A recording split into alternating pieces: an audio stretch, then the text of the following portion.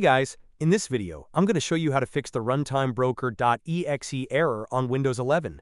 Let's jump right into the steps. First, go to your Start menu and search for CMD. Right-click on Command Prompt and select Run as Administrator. Click Yes when prompted. Now, in the Command Prompt window, type the following command, sfc/scano. Then press Enter. This scan will check for and fix any corrupted system files.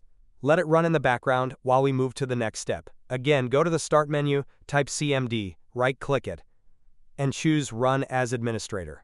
Once you're back in the command prompt, type this command, dism/online/cleanupimage/restore health. Press Enter to start the DISM scan.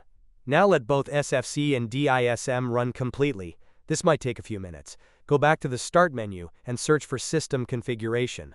Open it, and under the General tab, choose Selective Startup. Make sure Load System Services and Load Startup Items are both checked. Click OK, and when asked to restart, choose No. Wait until the scans are done first.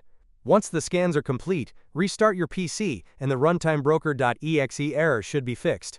If this video helped, don't forget to like, comment, and subscribe for more helpful fixes. Thanks for watching.